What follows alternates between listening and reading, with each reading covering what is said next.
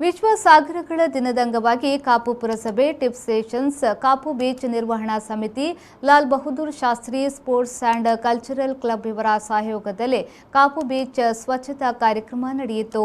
ಪುರಸಭೆಯ ಮುಖ್ಯಾಧಿಕಾರಿ ವೆಂಕಟೇಶ್ ನಾವಡಾಪುರ ಮಾತನಾಡಿ, ಕರಾವಳಿಯ ಬೀಚ್ಗಳಲ್ಲಿ ಸ್ವಚ್ಛತೆಗೆ ಹೆಚ್ಚಿನ ಆದ್ಯತೆಯನ್ನ ನೀಡಲಾಗುತ್ತಿದ್ದು, ಬೀಚ್ ಸ್ವಚ್ಛವಾಗಿದ್ದರೆ ಮಾತ್ರ ಸುಂದರತೆ ಶೋಭಿಸಲು ಸಾಧ್ಯವಿದೆ.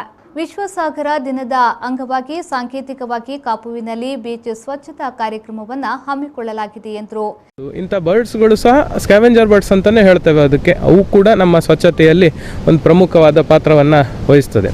ಸೊ ಇಂದಿನ ದಿನ ನಾವು ಏನಿದ್ರು ಸಾಂಕೇತಿಕವಾಗಿ ಒಗ್ಗೂಡೋದ್ರ ಮೂಲಕ ಜನರಿಗೆ ಹಾಗೂ ಸಮಾಜಕ್ಕೆ ನಮ್ಮ ಒಂದು ಸಿವಿಕ್ ಸೆನ್ಸ್ ಏನು ಸಾಮಾಜಿಕ ಪ್ರಜ್ಞೆ ಏನಿದೆ, ನಾವು ಅನವಶ್ಯಕವಾಗಿ ಪ್ಲಾಸ್ಟಿಕ್ಗಳನ್ನು ಯೂಸ್ ಮಾಡೋದು, ಅವಶ್ಯಕ ಬಳಕೆ ಖಂಡಿತ ಅವಶ್ಯಕತೆ ಇದೆ. ಈಗ ನೋಡಿ, ಹಾಲಿನ ಪ್ಯಾಕೆಟ್ ಇರ್ಬೋದು, ಇದರಿಂದಾಗಿ ನಮಗೆ ನಮ್ಮ ಜನಜೀವನ ಬಹಳಷ್ಟು ಸುಧಾರಿಸಿದೆ. ಮೊದಲು ಕೊಲೆರಾ ಬರ್ತಿತ್ತು, ಬೇರೆ ಬೇರೆ ಕಾಯಿಲೆಗಳು ಬರ್ತಿತ್ತು ಅಶುದ್ಧ ಹಾಲಿನಿಂದ, ಗ್ಲಾಸಿನ ಬಾಟಲ್ನಲ್ಲಿ ಹಾಲು ತೊಗೊಂಬರ್ತಾ ಇದ್ದಾಗ. ಈಗ ಅಂಥದ್ದೆಲ್ಲ ಕಡಿಮೆ ಆಗಿದೆ.